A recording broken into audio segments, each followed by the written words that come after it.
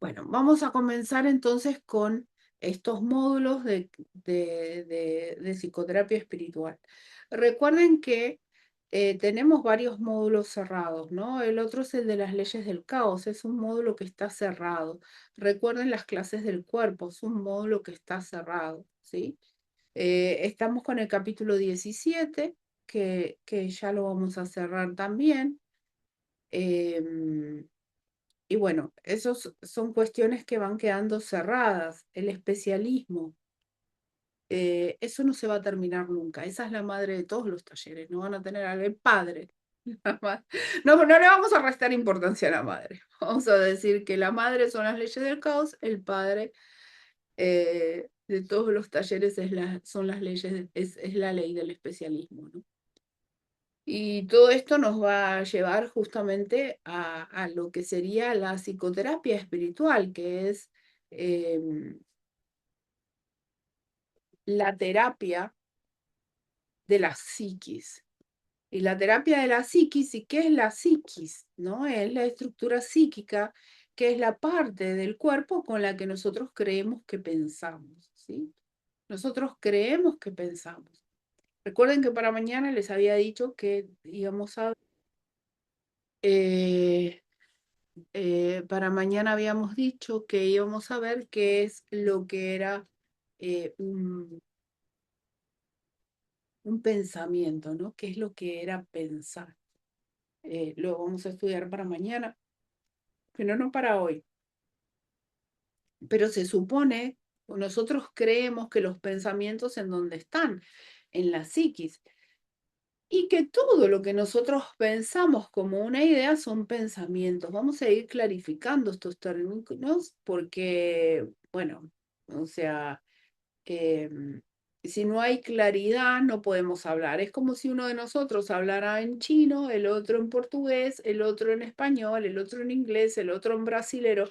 Si no utilizamos el mismo lenguaje, no podemos entender absolutamente nada. Entonces, es importante, eh, es importante utilizar siempre el mismo lenguaje para comunicarse, ¿sí? Entonces, psicoterapia, hablamos de una terapia de la psiquis. Nosotros entendemos a la psiquis como una eh, estructura que está dentro del cuerpo con la que creímos siempre que nosotros pensábamos como seres individuales, como individuos separados, ¿no?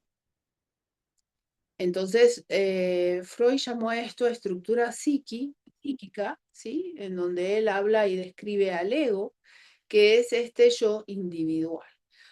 Muchas veces les dije que el curso de milagros, ¿sí?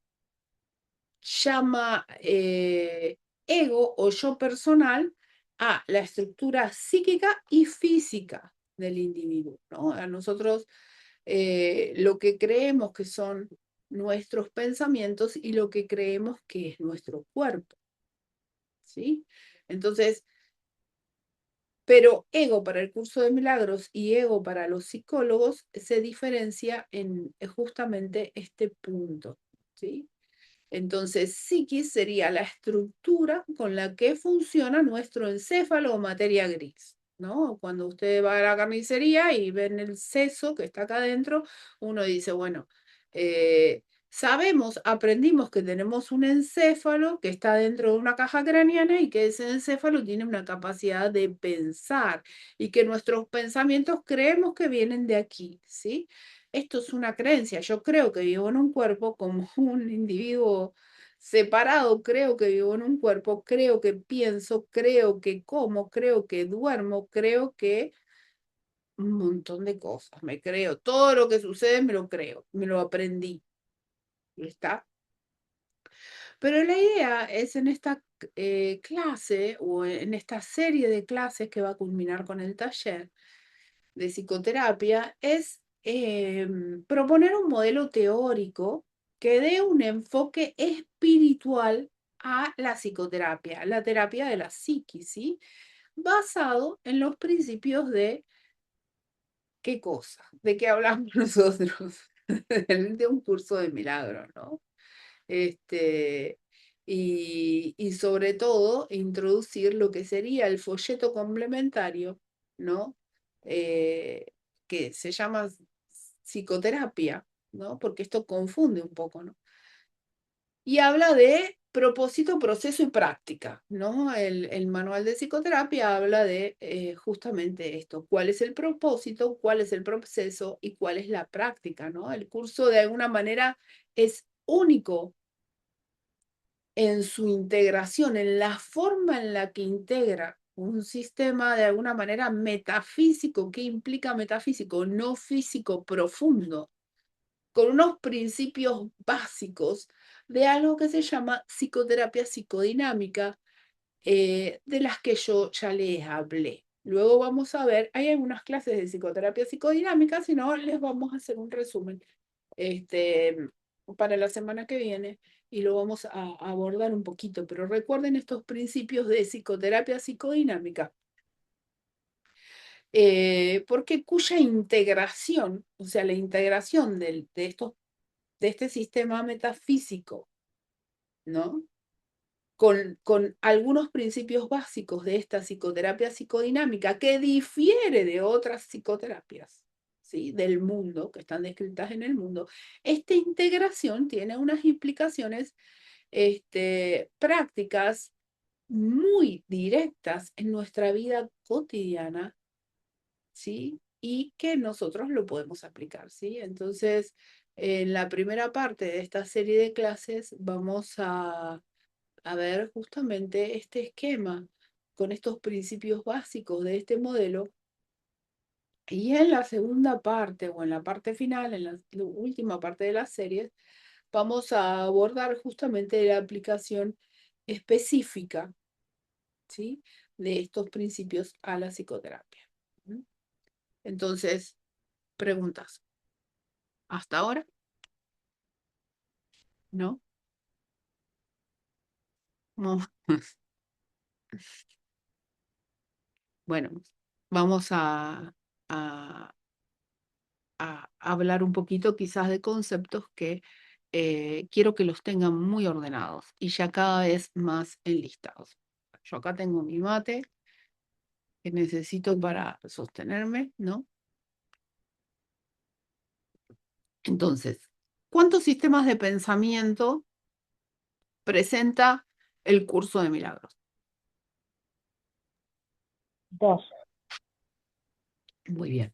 Entonces, lo que sería la teoría o el marco teórico, ¿sí? Del curso de milagros contrasta o pone en contraste dos sistemas de pensamiento, el de Dios y el del ego, ¿sí?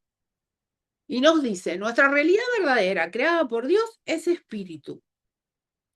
Este es nuestro ser real, que es inmutable, que es eterno, que no se modifica, que es, ¿no? Nuestra única realidad verdadera, ¿no? Y después tenemos otro sistema de pensamiento. Recuerden la definición de sistema de pensamiento, es una forma de que de resolver problemas. Después lo vamos a ver.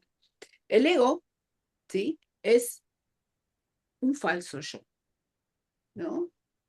Es una falsa identidad.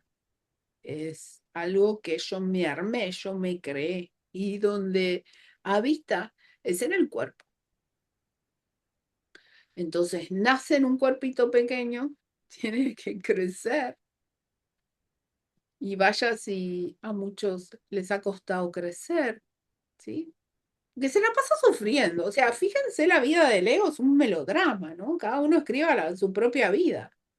A dónde nace, cómo se cría, lo que le pasó con los hermanos, lo que le pasó con los padres, lo que le pasó con, o sea, imagínense, o sea, ¿no? Entonces, ¿qué es lo que hace? Nace en un cuerpo, el cuerpo cambia todo el tiempo, uno nace como un bebé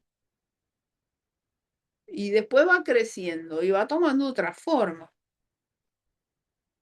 y después se va modificando y se va modificando. ¿No? Y va siendo víctima de millones de cosas que de alguna manera se van cambiando, se van transformando. Después sufre, todo ese proceso se sufre, ¿no? Se sufre porque a uno o lo dejan, o lo abandonan, o lo tratan mal, o lo violan, o lo utilizan, ¿no? O, o no sé. Y todo esto después uno va creciendo, después se encuentra con de alguna manera una serie de personajes o parejas que, que, bueno, que se comportan de la misma manera, también te hacen sufrir. Y, y después, ¿qué sucede? El cuerpito se muere.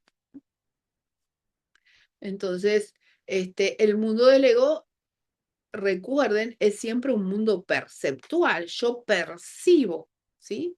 A través de una serie de ilusiones, ¿no? Toda esta historia que les estoy... Cada uno agarró una propia historia para vivir, para ser vivida dentro de la dualidad. Pero recuerden, el mundo del ego es el mundo de la percepción, no es el mundo real, no es el mundo en donde yo simplemente me estoy percibiendo como verdaderamente soy, es una percepción errada, ¿sí? Me estoy percibiendo como este falso yo o este falso ser que de alguna manera es lo que creo ser, no es lo que verdaderamente soy. Yo me creo que soy esto, entonces simplemente no. Entonces, dijimos entonces, el mundo del ego es el mundo perceptual, el lugar donde viven todas las ilusiones y el miedo. Entonces, hay un momento en el que, un instante, que el curso lo llame a ese instante y la diminuta idea loca, en el que el pensamiento de separación, y tómenlo hoy como esto, hay un solo pensamiento de separación. El pensamiento de separación entra en la mente de nuestro ser real. Y quédense como definición de mente, que ya lo vimos, tuvimos clases de mente y todo esto, pero la definición de mente como, valga la redundancia, un lugar donde no hay ni tiempo ni espacio, ¿sí? No hay tiempo ni espacio, es simplemente háganse a la idea, no hay forma desde un estado de conciencia dual que yo pueda comprender lo que es la mente. ¿Tá? Entonces, ¿por qué? Porque un sistema de pensamiento dual no comprende el de unicidad y el de unicidad no comprende el dual. Pero uno sabe que existe el otro. Entonces, lo que sí podemos saber es que existe un espacio. ¿Por qué? Porque no podemos sino entenderlo como un espacio. A ver, ¿cómo podemos entender a Dios si no es en un cuerpo? Aunque fuera un fantasma es algo material, ¿sí? Entonces, este pensamiento de separación entra en la mente de nuestro ser real. Dios nos dice, soy un ser, sos un ser. Y no es que nos dice nada, pero nos crea como un ser con mayúscula. Este pensamiento fue una creencia. Yo me creí que podía estar separado del todo, ¿no? Y esta creencia insensata, porque no es sensata, de que era posible, ¿qué cosa? Enfrentarse a Dios o atacar a Dios y establecer así una voluntad. Recuerden que el otro día hablamos de voluntad o motivación, un yo y un mundo de separación, independientes de la voluntad o el ser de Dios. Y el cielo que crea Dios, que es simplemente un estado de unicidad que se extiende, ¿no? Entonces ahí comienzan otro tipo de motivaciones, ¿no? Entonces de este pensamiento de separación, y le vuelvo a repetir, hay un solo pensamiento de separación, surge el mundo de cuerpos, que ese mundo, digamos, este mundo de cuerpos o de tiempo y espacio, podemos usarlo como sinónimos, de hecho el curso lo usa. ¿Qué es lo que hace? Este mundo ilusorio contrasta o pone en contraste la verdad inherente del cielo con justamente este mundo de separación. Y nos trae qué cosas, nos trae testigos.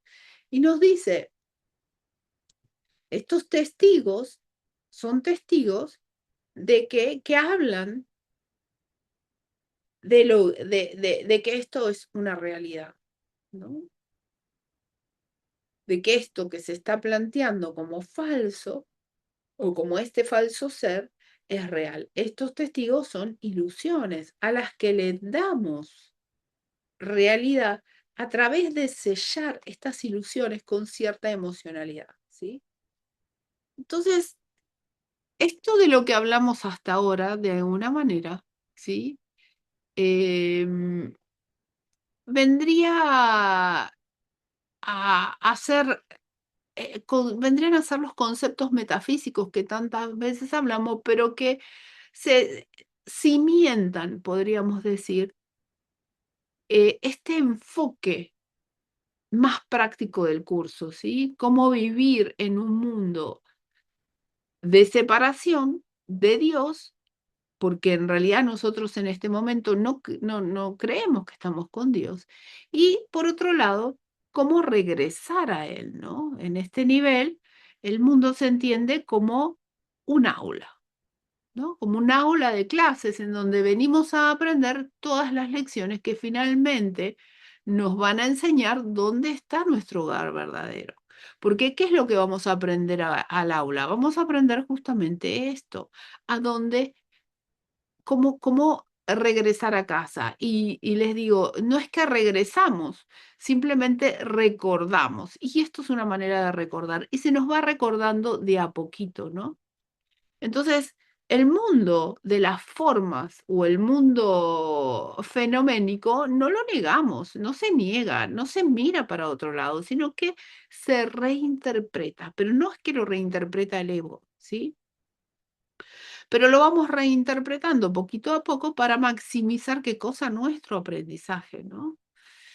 Entonces, ¿y en dónde encontramos, sí, con las herramientas más útiles para simplemente liberar?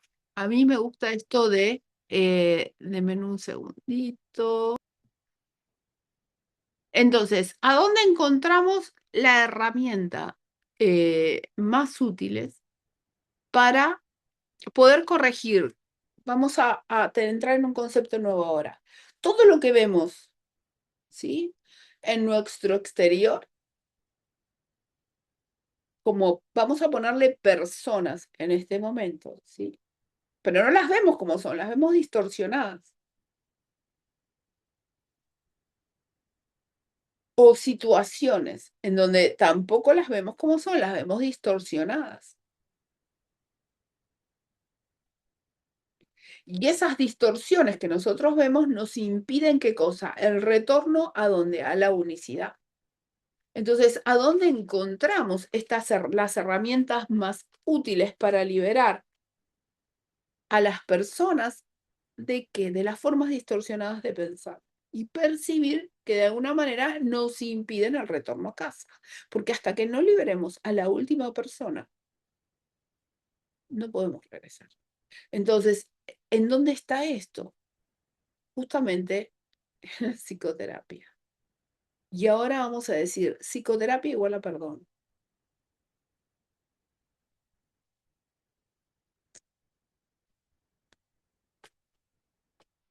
No podemos olvidarnos de esta palabra, porque el perdón de la mente o la mente perdonada es la psicoterapia.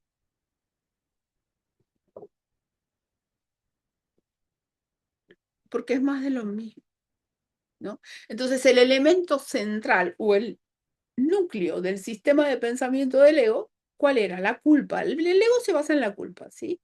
Que se convierte en qué cosa? En el principal, esta culpa es el principal obstáculo para recordar a quién soy verdaderamente, ¿no? Esta culpa, ¿de dónde viene? Se basa en la creencia de que hemos hecho cosas terribles y que somos personas terribles. Por empezar, matamos a Dios, imagínense. Ni siquiera lo podemos pensar esto, pero ese matamos a Dios está resumido en todas las cosas malas que ustedes creen haber hecho durante toda su vida. Entonces, vamos Ya esto lo he hecho muchísimas veces, pero yo sé que siempre viene bien, ¿no? Vamos a redefinir culpa, porque la culpa no es lo que, cuando yo les digo las cosas que creen que han hecho, es de lo que soy consciente, ¿no? Y lo que soy consciente no no carga culpa, ¿no?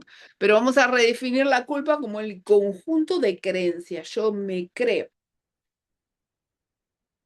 conjunto de creencias,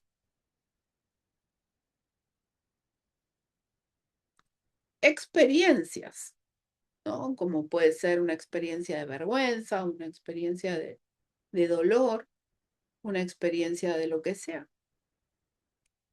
O conceptos negativos, ¿no? Que yo tengo acerca de mí mismo, de quién creo ser. Yo me creo que soy un individuo separado y ese individuo separado se experimenta de esta manera, ¿sí? Se cree, se experimenta y tiene un concepto sobre sí mismo, ¿no? Entonces, todo esto son sentimientos. Cuando yo hablo de sentimientos, hablo de un pensamiento asociado a una emoción, ¿no? Yo pienso, pero me siento esto. ¿A dónde lo siento? Lo siento en el cuerpo, ¿no?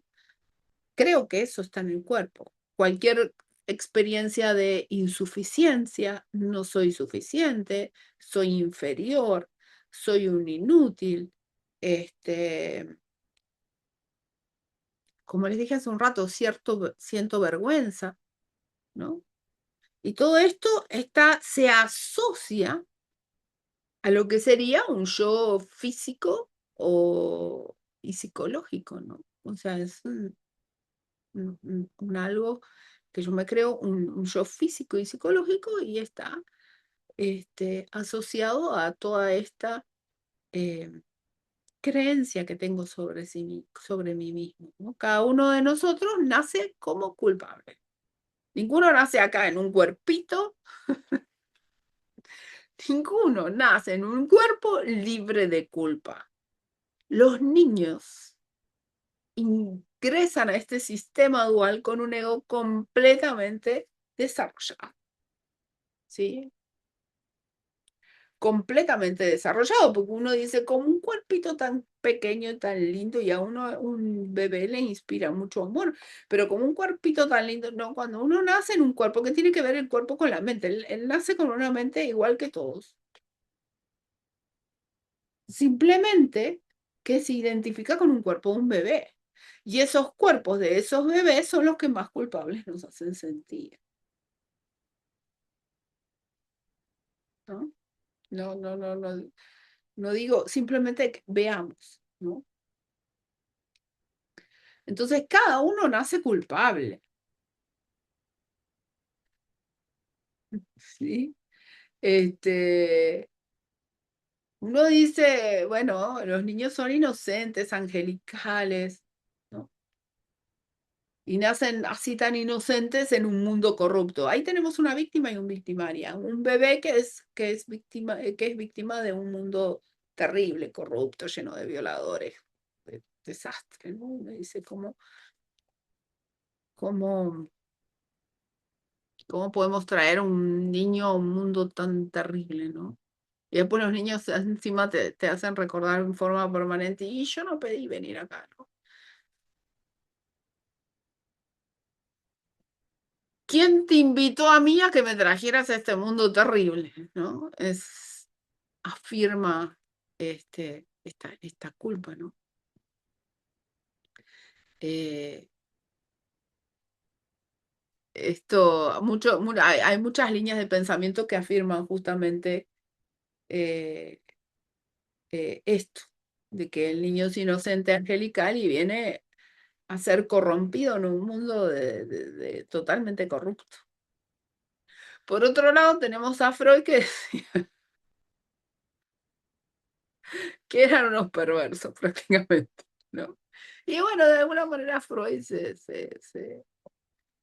eh, él mostró cuán temprano en nuestro desarrollo se manifiestan estos sentimientos de vergüenza e insuficiencia, ¿no? ¿Quién no recuerda justamente ahora cuando a veces ustedes practican ir al inconsciente estos momentos en donde nos hemos sentido avergonzados, insuficientes, frente a situaciones este, difíciles, ¿no? Esto es culpa.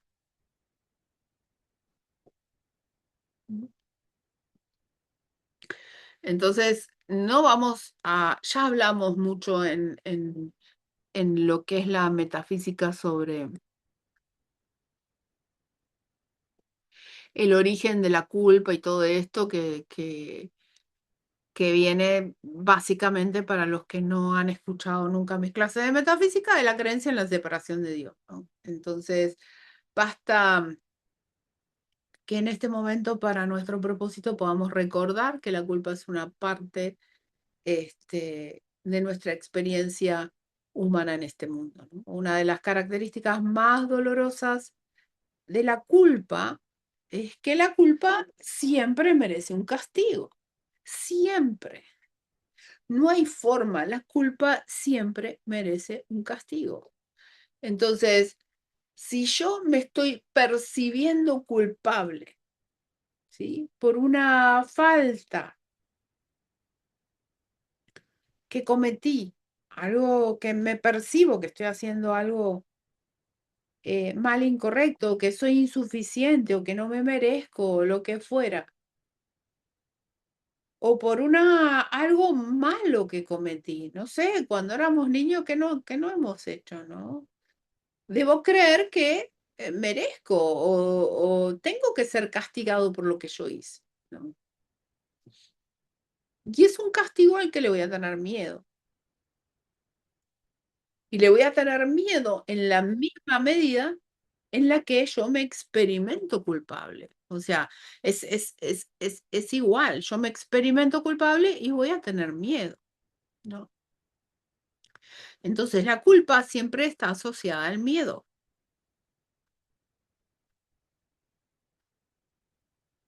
¿o no? Me siento culpable por algo que hice. Cuando era niño, no sé, le robé el lápiz a mi compañerita, le robé el lunch, no sé, no sé, recuerden cuando a mí me hacían el padre León que estaba en mi escuela, me hacían confesar todos los días y bueno, uno decía, le, le- ¿qué decía yo? Tres cosas, eran siempre las mismas. Em, había dicho alguna mala palabra, que ustedes van a ver que yo no soy tan mal, no soy mal hablada, o sea, nunca, pero yo decía que esto, que le había contestado a alguien y que me había peleado con alguna compañerita. Entonces, bueno, yo había agarrado esas tres pecados y como me tenía que confesar, decía eso. ¿Quién sabe cuáles eran mis pecados? Probablemente quizás eran esos, no interesa, ¿no? Pero eso me genera miedo.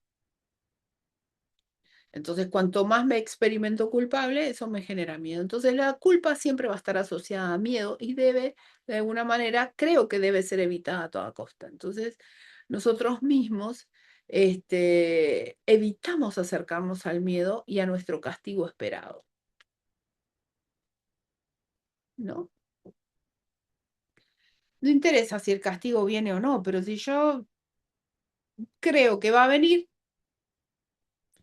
esa creencia lo hace real para nosotros. Esto anótenselo. Esa creencia de que voy a ser castigado es yo como me lo estoy creyendo, esa creencia lo hace real,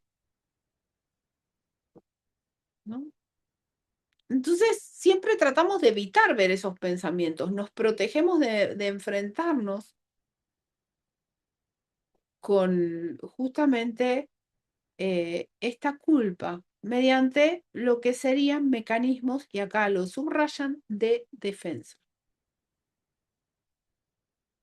Y el mecanismo de defensa más importante de todos, el que aprendimos justamente en la clase de metafísica, es la proyección, ¿sí? Entonces, ¿qué hacemos cuando proyectamos? Lo que hacemos es ver lo que nuestro pecado en el otro, en lugar de confrontarlo con nosotros mismos, ¿no? Entonces proyectamos esa culpa en los demás y ahora creemos que quedamos libres de culpa. Entonces, niego mi fuente de malestar y ansiedad y vemos en el otro la causa y decimos, la causa no es lo que yo creo de mí, la causa es ese otro. Y ese otro se convierte en el chivo expiatorio sobre cuya espalda, vamos a decir, ¿sí? Nos sentimos, ¿sí? Justificados a dirigir toda nuestra indignación justiciera. Cuando ustedes dicen, pero esto no puede ser, que yo lo digo, es un juicio condenatorio. Vamos a cambiarle el nombre ahora para los que no le gustan. Es un juicio que condena. Estoy indignado por esto que me pasó, por esto que hace el gobierno, por esto que hace fulanito. Estoy indignado y esto es imperdonable.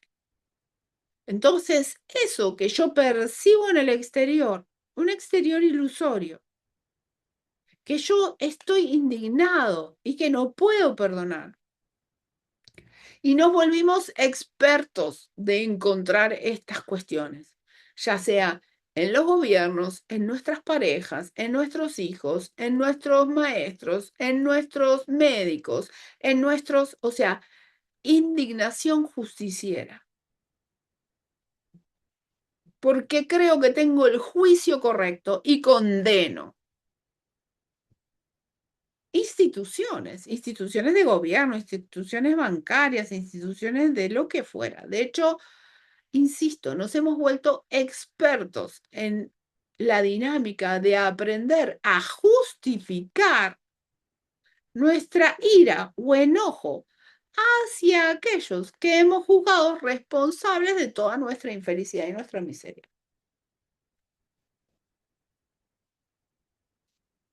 O también podemos decir, fíjense, hacia estos con quienes nos identificamos,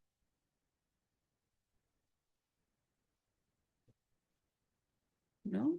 Entonces, nos identificamos con quiénes, con víctimas inocentes. De repente decimos, uy, a esa persona le pasó lo mismo que a mí. Entonces, soy una víctima de la misma situación que le está pasando a esa persona. O simplemente me alineo con esa persona o falsa empatía.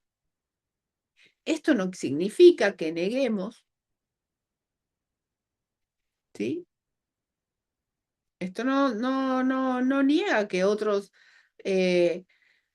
o alguien en el exterior haga algo que no debería, ¿sí? Ni que en el mundo físico o psicológico del ego experimentemos dolor. Yo no les digo que no les estoy diciendo, no, el dolor es falso, ¿no? Pero sí hay una forma de experimentar todas estas cuestiones, ¿sí? Que no refuerza el sistema de pensamiento egoico y que en última instancia nos conduce más allá de toda esta experiencia,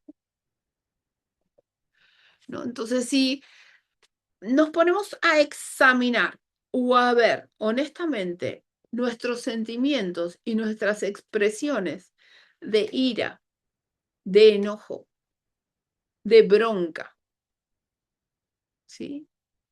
Vamos a descubrir que en el fondo todos estos enojos, todas estas broncas, todo este,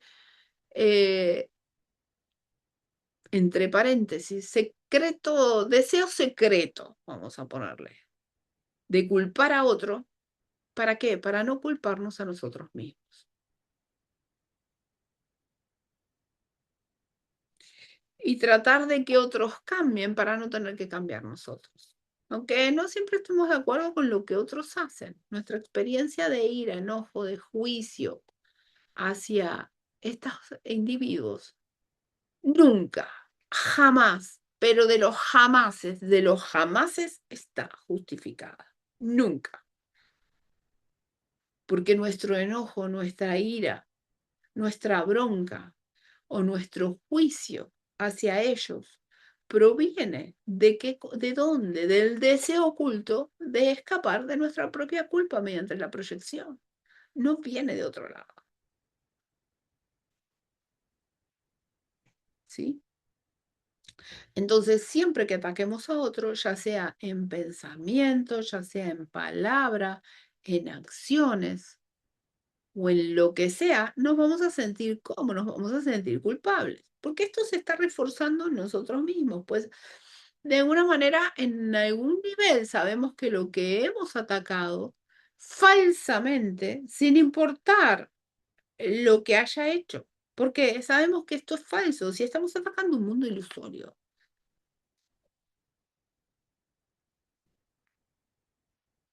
Muchas veces la culpa, porque yo siempre les hablo de culpa consciente y culpa inconsciente, ¿sí? A veces hay personalidades individuales, no los quiero marear con esto, pero bueno, hay personas, personajes o personalidades individuales, ¿sí?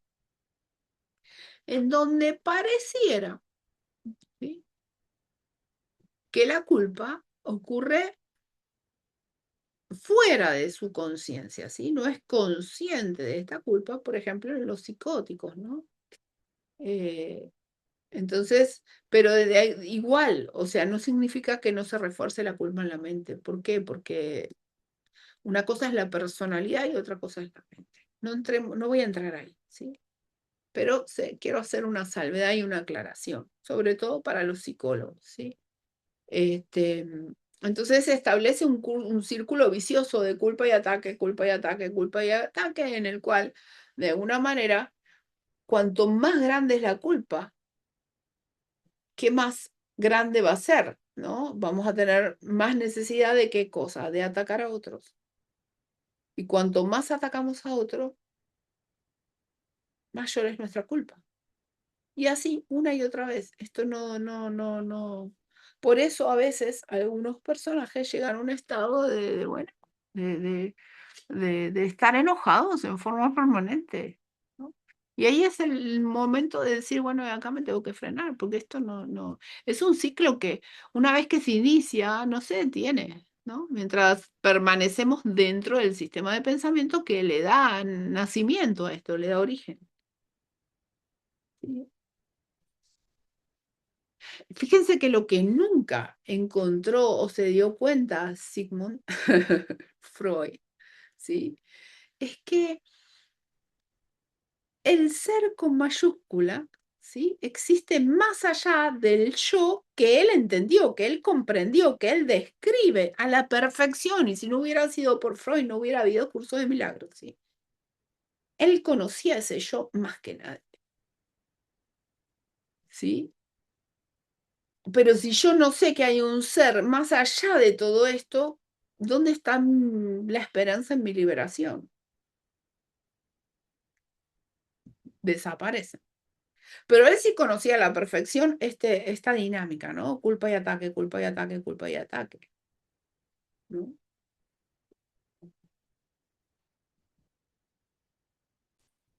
Él hasta la muerte se mantuvo de alguna manera pesimista en la visión del mundo. Es que imagínense, si ustedes entienden al mundo como lo que verdaderamente es y no saben que hay un escape del mundo, ¿cómo serían optimistas? ¿Sí? Si no hay liberación de la culpa. Si yo sé que ataco y se refuerza la culpa, y ataco y se refuerza la culpa, y ataco, es como decir, miren, lo que se me viene a la mente, y se van a reír de esto. Es como decir, cada vez que como un bocado me engordo,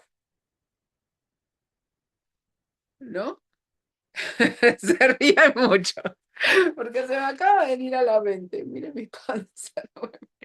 Cada vez que como un bocado engordo. Y no hay manera de que ni con ejercicio ni con nada vaya a bajar de peso. Entonces, desde que nazco hasta que me crezco, cada vez me voy engordando más y más, y no tengo una vía de escape. ¿Cómo podría ser optimista en una situación así?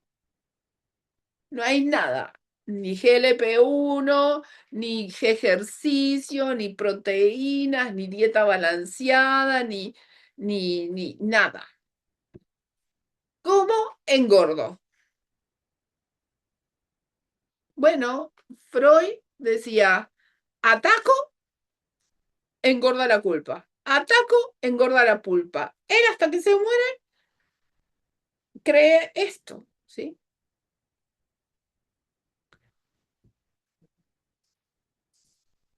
Entonces, lo único, a lo sumo, lo único que podíamos decir es, bueno, como dirían los mexicanos, mera regulación, ¿no? Me cierra más esa palabra. O sea, lo único que puedo hacer es regular la comida. Pero siempre voy a tener que comer para mantenerme vivo, ¿sí? Vamos, esto es una idea simbólica para que ustedes entiendan un concepto, ¿sí? Entonces, cada uno parece condenado, ¿no? Para siempre a vivir de alguna manera en un mundo de culpa, ¿no? Creyendo que de alguna manera la salvación la podríamos llegar a encontrar en la proyección de este auto-odio cada vez en más, una diversidad cada vez más grande. Y cada vez encontramos más gente en donde vemos lo que no queremos ver en nosotros. En esta situación no hay esperanza, ¿sí? Pero llega una respuesta, que es este otro sistema de pensamiento, ¿sí? Porque la ayuda tiene que venir desde fuera de este sistema de pensamiento, porque este sistema de pensamiento, que es un sistema de pensamiento que busca una solución a algo que después nos damos cuenta que es inexistente, que es la culpa, que es lo que Freud no había llegado ahí, ¿no? Pero se crea un problema, el problema es la culpa. Creo que estoy separado de Dios y que me experimento culpable. Entonces proyecto la culpa en el exterior y esto se refuerza, se refuerza, se refuerza hasta que se hace una bola. Pero la ayuda en este sistema viene de un sistema de pensamiento que está afuera. Esta ayuda es el Espíritu Santo, que de alguna manera es esa extensión de Dios en el mundo. Y el Espíritu Santo es un pensamiento de amor que nos conduce desde nuestro drama personal, infierno, tortura personal a nuestro verdadero ser, a nuestro verdadero hogar. Y por suerte se puede unir a nosotros en este pensamiento trastornado, ¿no? Él enseña un sistema de pensamiento distinto, pero se une en donde nosotros creemos estar. Esta es la nueva manera de pensar a la que nosotros como terapeutas, porque somos todos terapeutas, ¿sí? Dentro de un modelo maestro-alumno, ¿sí?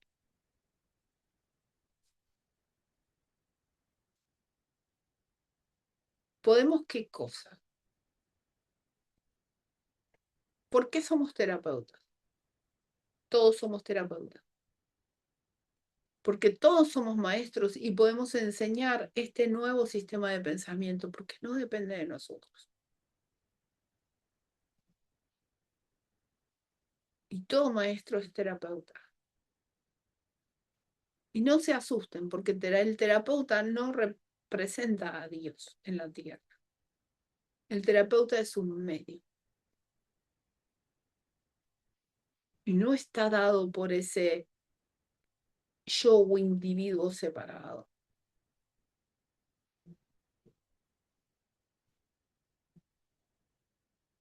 ¿no? Entonces, independientemente del modelo que utilicen a nivel de la forma, ¿sí? El modelo, ¿cuál es? No importa. Si estoy como actuando, ¿puedo ser terapeuta de mi hijo? Sí, puedo ser terapeuta de mi hijo. ¿Por qué? Porque lo que le voy a enseñar no es un sistema de pensamiento de culpa y ataque.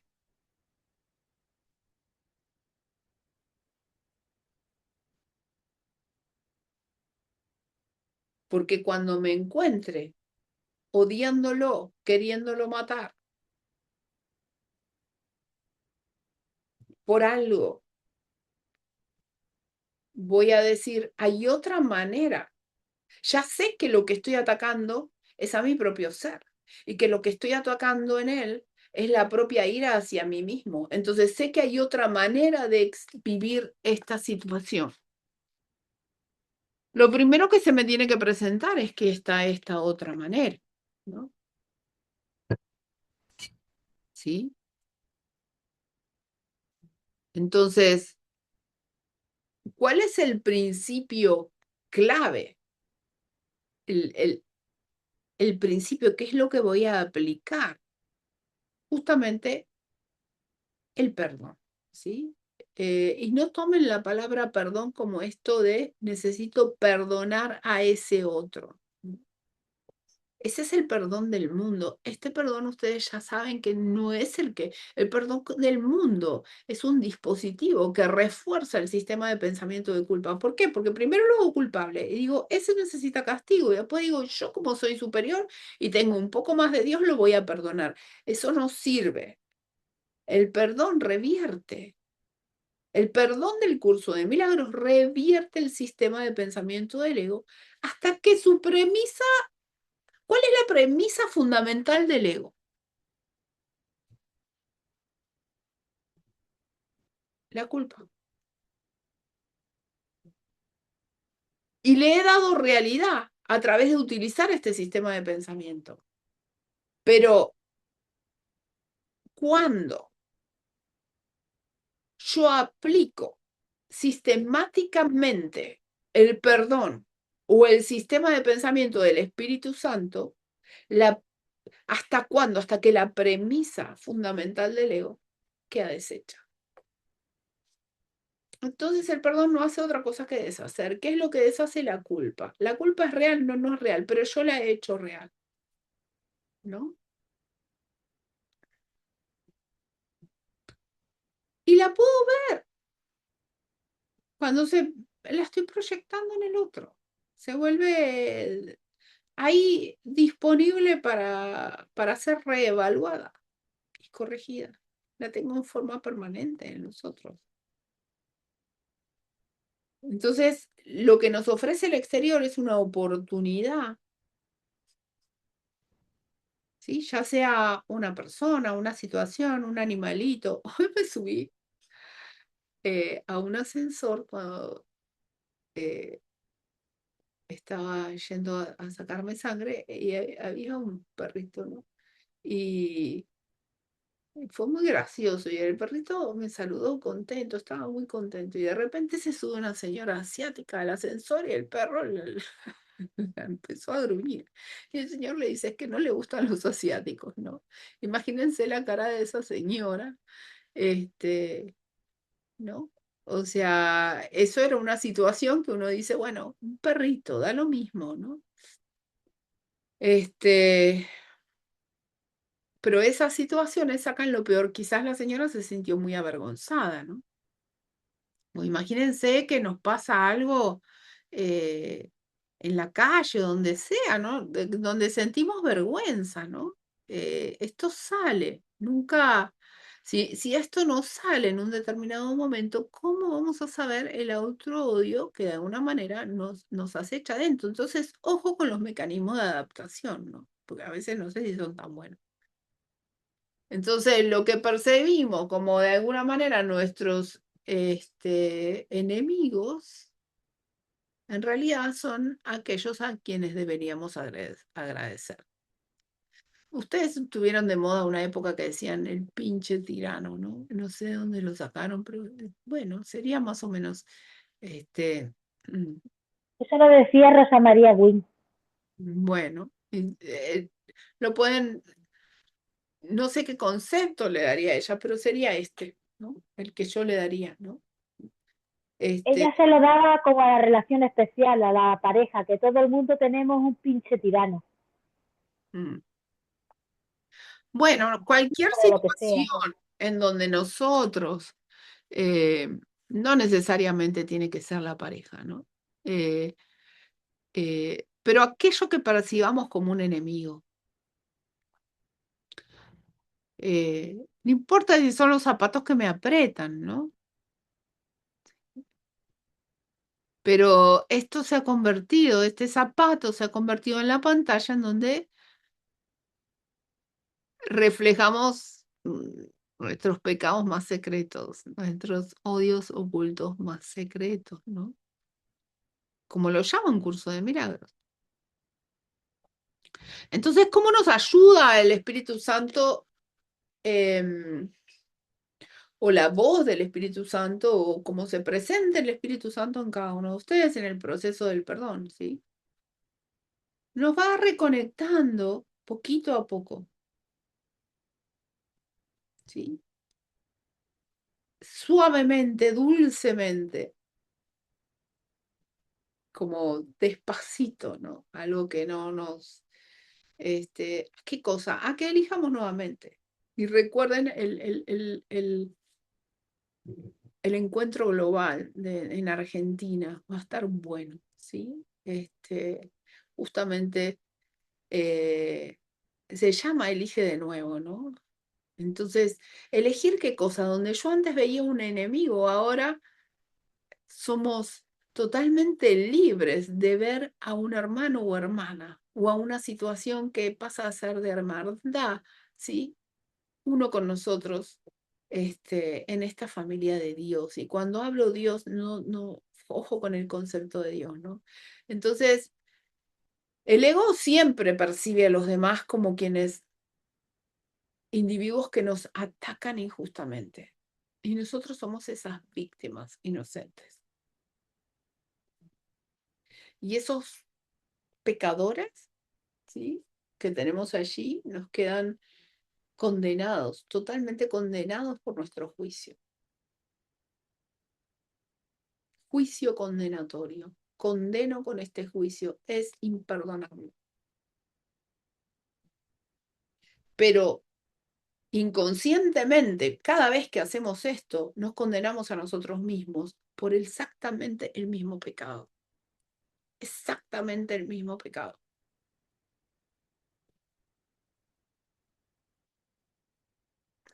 Muchas veces esto no siempre es evidente en nuestra experiencia, ¿sí?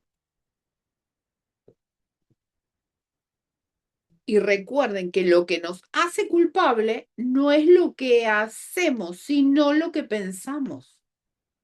Los pensamientos de ataque en nuestra mente. Esta era la diferencia que yo siempre les digo. Nosotros podemos portarnos como señoritos, señoritas, ¿sí? Pero si nuestro pensamiento no es ese, da igual, porque la culpa se refuerza en la mente. Quizás nos llamamos a alguien para agredirlo, y bueno, pero si lo estamos agrediendo de pensamiento es suficiente. No necesitamos que haya una acción. Por eso siempre les digo, y a veces da impresión cuando yo digo, matamos a Dios o esta cosa, ¿no? Y si nos estamos separando con la mente y nos estamos separando de nuestro hermano a través de un sistema de pensamiento de separación, refuerzo qué cosa, el asesinato que cometí contra Dios. Por más que no le clave un cuchillo, lo estoy matando de mente porque no recuerdo. ¿Qué muerte? ¿Qué cuchillo? ¿Qué cosa? ¿Cómo puedo matar otro cuerpo si el cuerpo no existe? Esto no significa que vayan a balear a ninguno de sus familiares, pero ¿sí? Lo importante es la intención que tengo con la mente, ¿sí? Entonces, fíjense que la culpa solamente se deshace a través de deshacer un sistema de pensamiento. Por esto no es un curso de ética a nivel de la forma. Yo puedo comportarme a nivel de la forma como sea. Fíjense que hay una Hamlet, que el tío Claudio decía que, que, que por más que él rezaba y rezaba y rezaba, claro, no había un arrepentimiento a nivel del pensamiento, ¿no? Porque él no solo había matado al hermano, sino se había quedado con su mujer y con todo su reino y con todas sus cosas, ¿no? Entonces, Claro, él no vivía en paz. Imagínense, un sistema de culpa reforzado y reforzado y reforzado, y él no estaba arrepentido de intención de lo que había hecho, ¿no? Él simplemente, claro, te sentía tanta culpa que rezaba y oraba para que alguien lo liberara de la culpa, pero no había una intención verdadera. Entonces, él no se experimentaba feliz. Tenía lo que él supuestamente quería a nivel de la forma: la esposa del hermano, el reino, a todos, ¿no? Pero no era feliz. Entonces, abstenerse de un ataque, digamos, a nivel de la forma, no basta para deshacer la culpa, si el pensamiento que está debajo no se corrige. Este es un concepto metafísico. ¿Por qué? Porque no es de la forma. El curso de milagros no es un curso de forma, es de pensamiento. Entonces, muchas veces, ustedes me van a escuchar que yo a veces digo cualquier barbaridad, pero simplemente para jugar y no darle importancia y no ser realidad a las cosas, ¿no? A veces a mi hija de chiquita, yo siempre a ella le decía muchas cosas y, y le decía, pero Carolina, ¿cuál es el problema? Y ella se tapaba los oídos y me decía, pero mamá, o sea, el día de hoy la otra vez me decía, pero vos pensás que no, porque tenía que ir al aeropuerto ayer, entonces me decía, no, yo no quiero. Entonces me decía, vos pensás que se me puede llevar y no sé qué. Y yo le decía, no, Carolina, la verdad es que sos tan mala que yo creo que vas a quedar en el medio de la autopista. Y ella se reía. Pero porque cuando uno trasciende todo este tipo de cosas, ¿no? Uno puede saltar más allá. Y no es, ustedes me iban a escuchar a mí. Iban a decir, ¿cómo le va a decir eso a la hija, no? Este, y, y en realidad es solo un juego, es solo un juego, no va de intención. Y este juego de ir y venir hace que no se le dé importancia a la forma. La forma no importa. Lo que importa es la intención. La forma generalmente está dada, es el efecto de una decisión en la mente. ¿Sí? La forma es un efecto de una decisión en la mente. Pero no evaluemos la forma por lo que la forma es, simplemente por el contenido. ¿Tiene contenido de amor o contenido de odio? ¿Sí?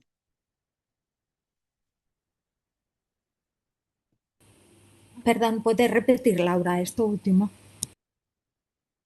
Que justamente la forma, o sea, la forma de lo que yo vaya a decir, no es lo importante es el contenido que haya elegido para expresarlo.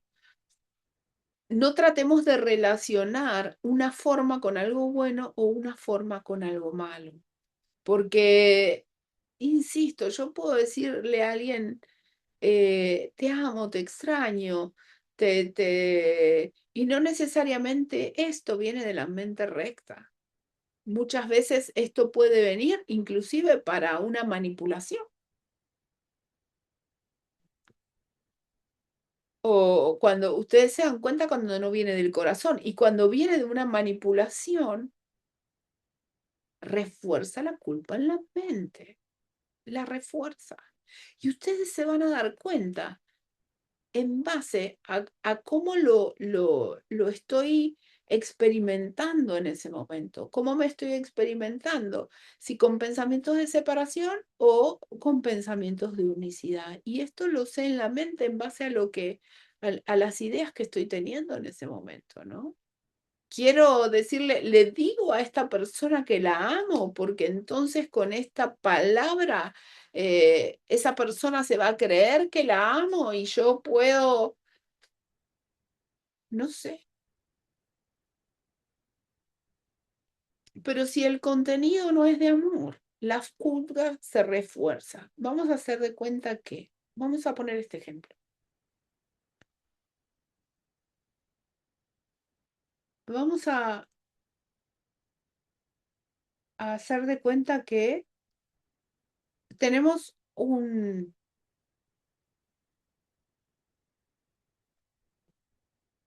un basurero en el último piso del edificio, ¿no?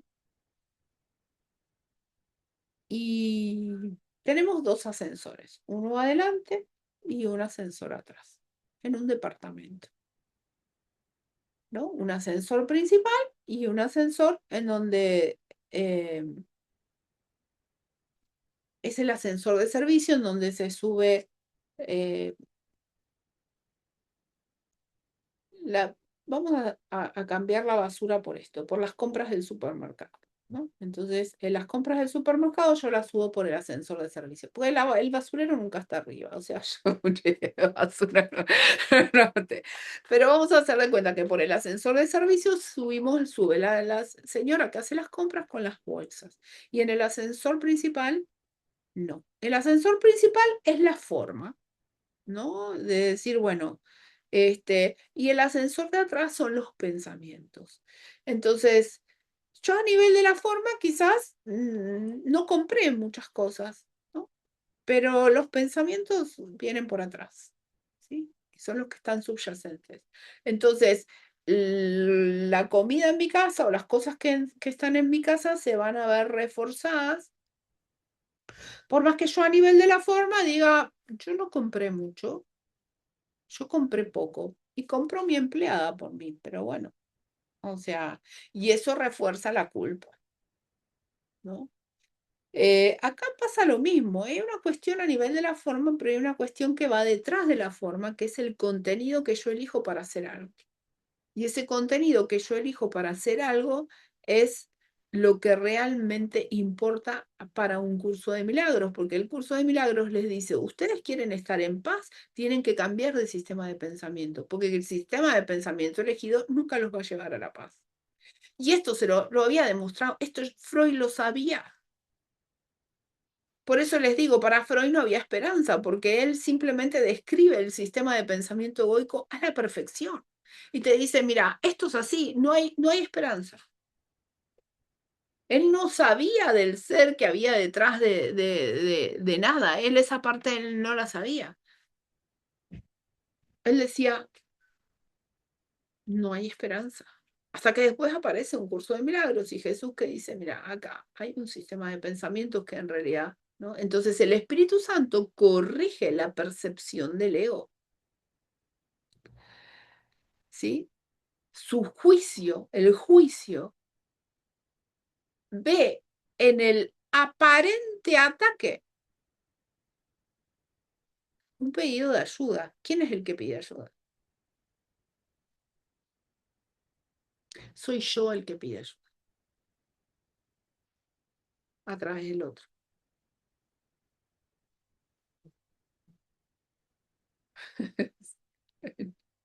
Soy yo. El pedido de ayuda es mío.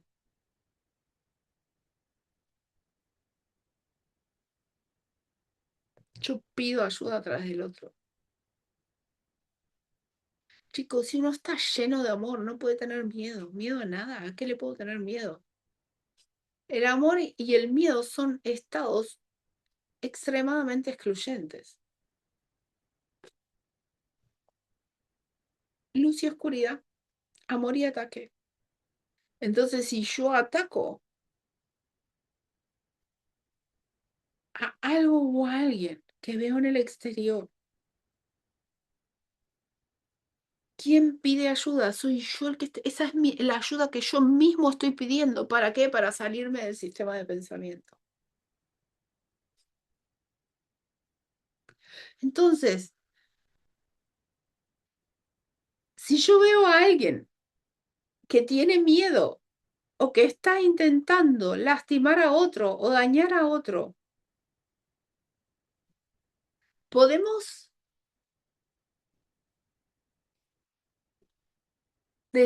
podríamos decir o llegar a la conclusión de que esa persona, ¿qué es lo que está haciendo? Está pidiendo ayuda. ¿Por qué? Y porque se alejó del amor. Explíquenme quién alguien que es consciente del amor puede llegar a atacar a alguien. Nadie. ¿Sí?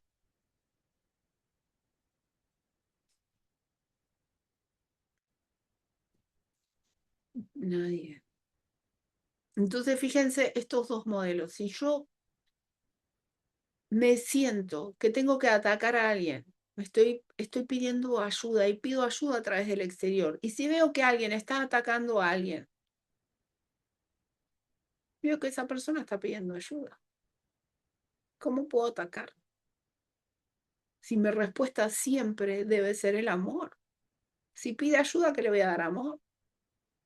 Y si estoy en el amor, no me voy a ver pidiendo ayuda, porque estoy en el amor.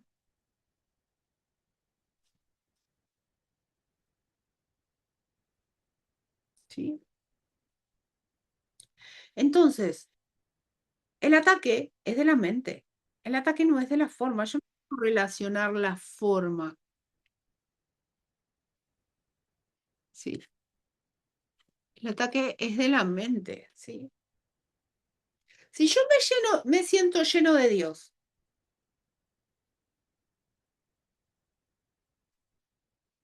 ¿sí?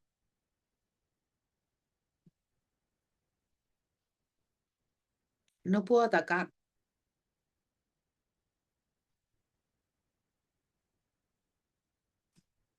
Ahora, si yo no estoy en unicidad, no me siento con Dios, es que me siento culpable. La única manera que tengo de escapar de la culpa es atacando, porque necesito proyectar mi propio pecado, percibirlo en el otro y entonces lo voy a atacar ahí.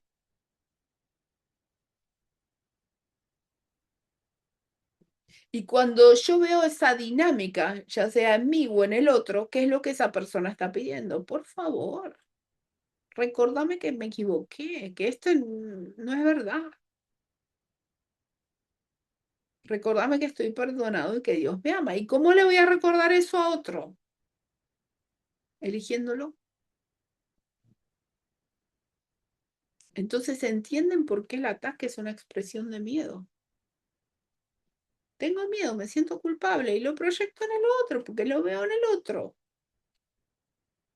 Ahora entienden por qué no solo el ataque es una expresión de miedo, sino también es un llamado al amor.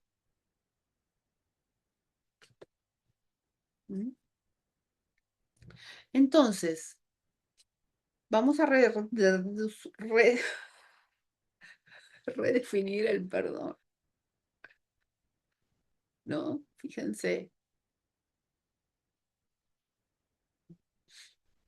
vamos a redefinir el perdón, ¿sí? Como la visión del Espíritu Santo, porque esa visión solamente se las da a la mente perdonada.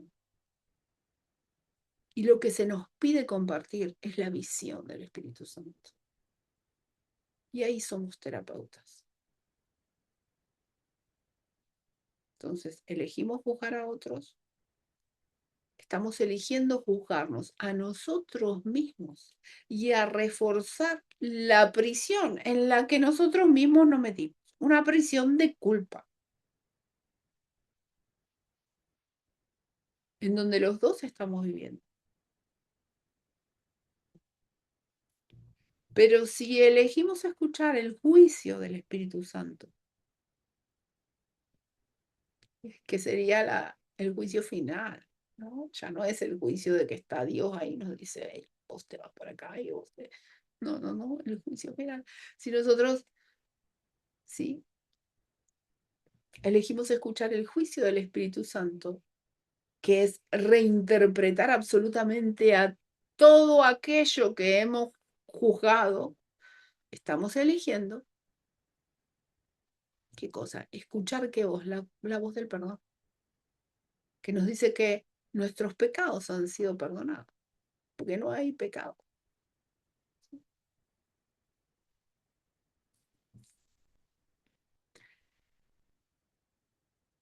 Vamos a ir, no me asusten. Entonces, vamos a hacer un pequeño resumen, ¿sí? En donde vamos a justamente a resumir la aplicación de los principios de la psicoterapia a la que estamos introduciendo. Esto es simplemente una pequeña introducción, ¿tá? Es un paneo, una base. Si no tenemos bases sólidas, no podemos construir nada, ¿no? Yo creo que las grandes construcciones, los grandes eh, edificios necesitan unas muy buenas bases, ¿no? Entonces, tenemos que tener bien los principios del curso de milagros, tenemos que tener bien los principios de la psicoterapia para poder avanzar en esto, ¿no? Entonces, el primero que a mí me gusta como terapeuta y como médico, como terapeuta de alguna manera del cuerpo, ¿sí? Es cómo percibimos los problemas que presentan los pacientes. ¿Mm?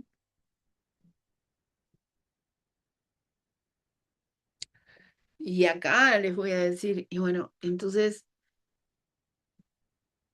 otro, otra división de la aplicación de estos principios podría ser cómo, ¿sí? Vamos a explorar como terapeutas, ¿sí? Cómo se perciben a sí mismos, ¿sí? Dentro del proceso terapéutico. Nosotros podemos hablar de nuestra percepción, no de la percepción de los demás.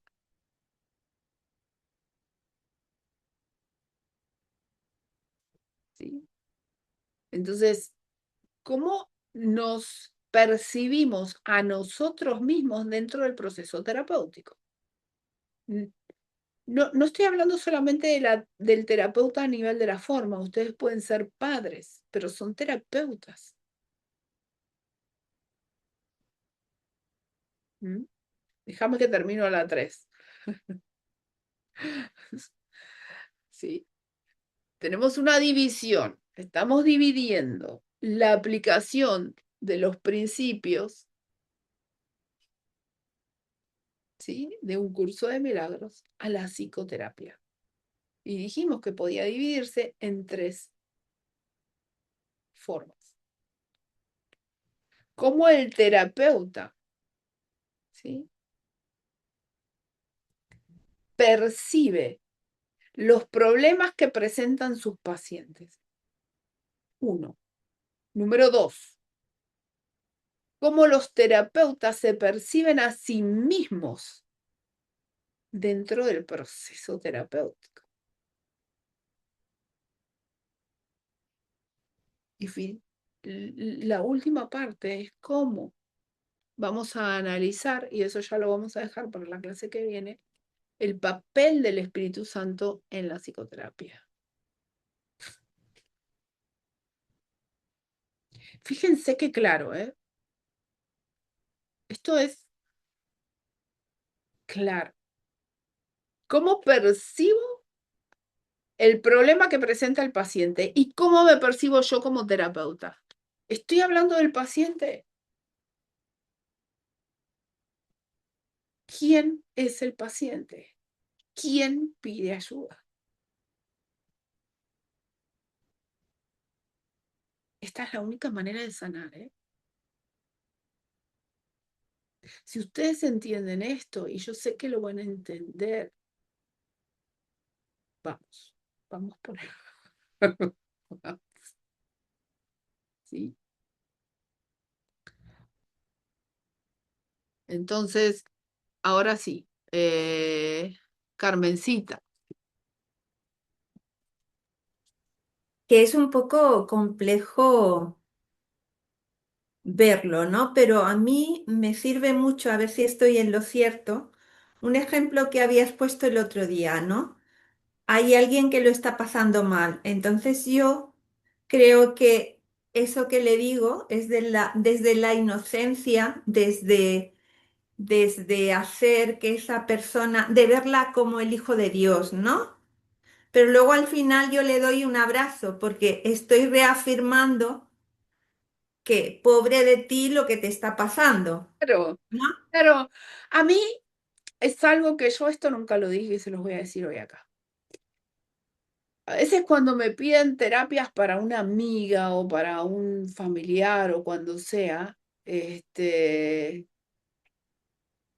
yo muchas veces me veo cómo está posicionado, ¿no? Cómo es este pedido, ¿no? Y uno dice,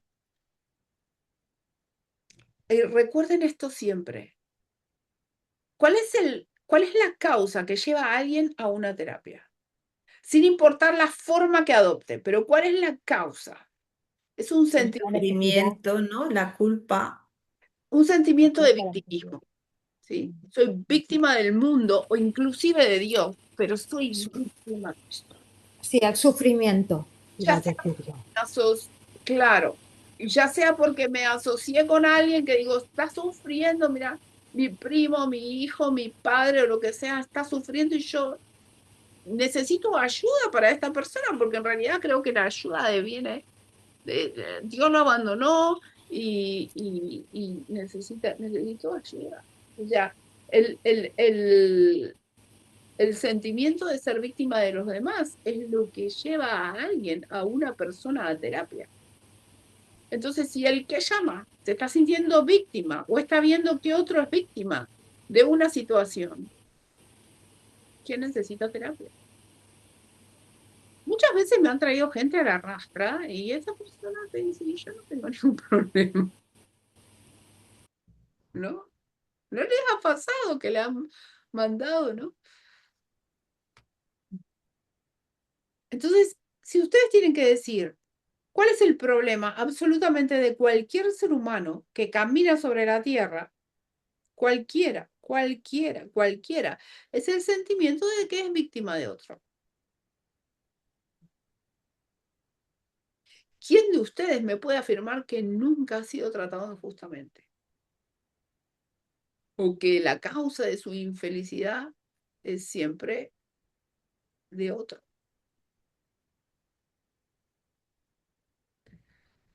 Todos buscamos de alguna forma aliviar nuestro dolor,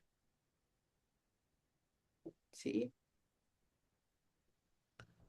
El dolor de nuestras vidas centrándonos en algún problema externo, ya sea del cuerpo o de otro. Y preferimos eso a realizar cambios internos que, aunque más profundos, ¿sí? ¿Por qué? Porque suelen ser más dolorosos. Es más doloroso darse cuenta de que soy el artífice de mi propia realidad o de mi propia experiencia que culpar a otro. Entonces, el contenido verbal de la terapia, les voy a dar un adelantito, consiste de alguna manera, es ayudar al paciente a comprender que no es víctima del mundo en el que vive. ¿Y quién es el paciente? Es mi propia mente escindida. ¿Cómo lo voy a hacer? Tomando la mente recta. No lo puedo hacer de otra manera, pero para eso tengo que entender cómo estoy percibiendo el problema del paciente, cómo estoy percibiendo el problema del paciente, porque si yo veo que el paciente se experimenta víctima de otro, es porque yo me estoy asociando al victimismo. Y número dos, cómo me veo yo como terapeuta. ¿Soy víctima de mi paciente?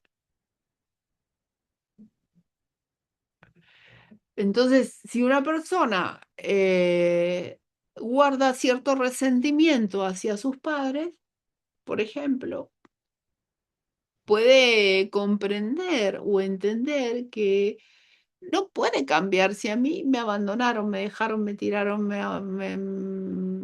no, o sea, o lo que fuera. Yo no puedo cambiar esto que percibí en su momento, ¿no? Porque aparte lo asocié a un estado emocional. Entonces puedo de alguna manera, pero sí puedo cambiar la manera en que reacciono a ese pasado. ¿sí? Esto no significa que los padres estén justificados por una conducta que hayan tomado que sea mala, ¿no? Pero si hubo un maltrato, ¿no?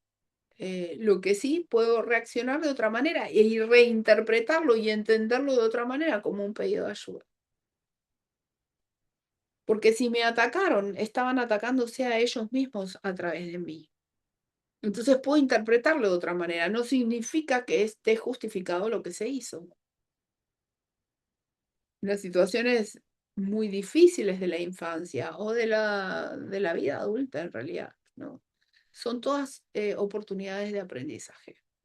Entonces, aprender a utilizar otro sistema de pensamiento, que es entender de dónde viene el ataque, de haber elegido al ego. Entonces, vamos a ser más felices ¿cómo? Y soltando el dolor del pasado en lugar de ser duros y defender con rectitud nuestra posición y nuestros agravios. ¿Tá? No sé, Carmen, si te contesté. Si no, volví a preguntar. Sí, sí, sí, perfectamente. Y luego lo que va a definir si es correcto es cómo yo lo estoy percibiendo, cómo yo me estoy viviendo en esa situación. Eso me va a decir si lo hago a través del espíritu o lo hago a través de la culpa, Exacto. ¿no? Fíjate que es lo único que puedo hacer. Sí, No sí, puedo, sí, no puedo hacer otra cosa porque no hay otra cosa, ¿no? eso es. Sí. Entonces, vamos a avanzar el martes que viene y vamos a avanzar con algunos títulos, ¿no? Un poco vimos lo que yo defino esto de qué es lo que lleva a las personas a una terapia, ¿no? Siempre las lleva al victimismo, ¿no? Después vamos a ver,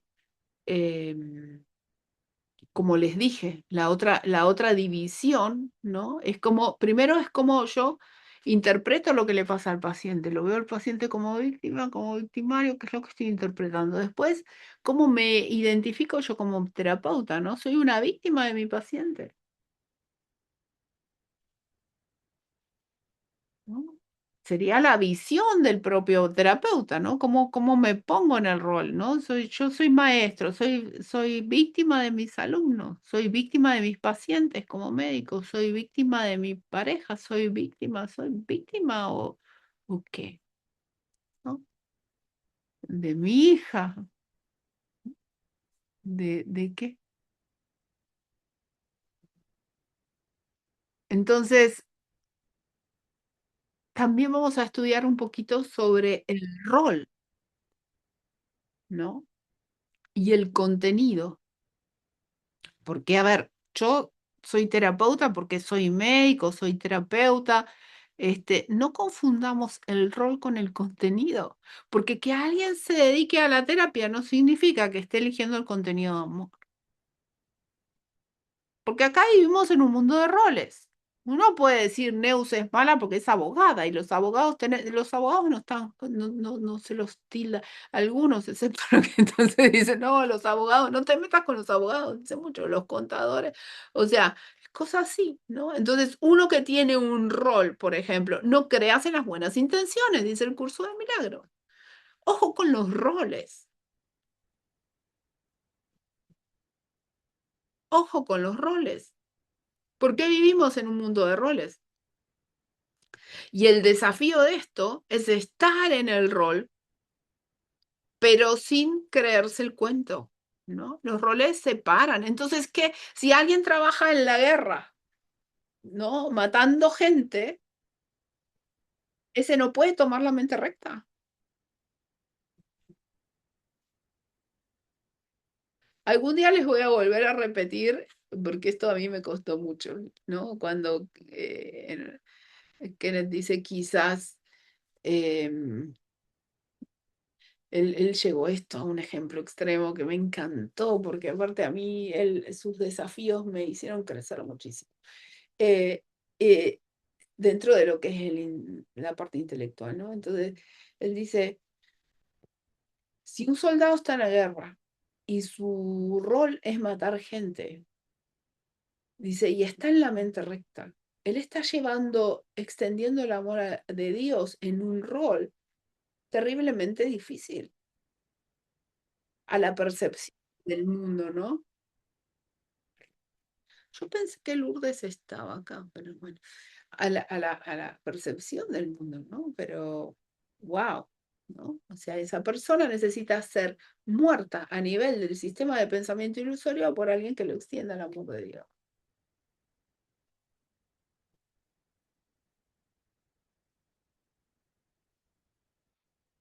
Entonces, ojo con los roles. Si examinamos este.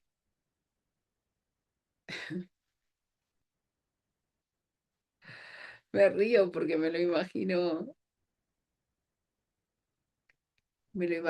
a Dios, a Adán y a Eva, ¿no? Pero digamos de alguna forma, en base a nuestras raíces cristianas, judeocristianas, digamos, uno puede decir que el melodrama cósmico de salvarse o de la salvación empieza en este acto de desobediencia de Adán y de Eva, ¿no? Entonces hay un Dios punitivo que dice, pueden comer de todo, pero no pueden comer de este árbol. Y ellos pecaron, ¿no? Pero el pecado es central, ¿no? Y fíjense que el pecado es una creencia, simplemente eso, que tiene un contenido en este caso, tiene un contenido de separación de odio.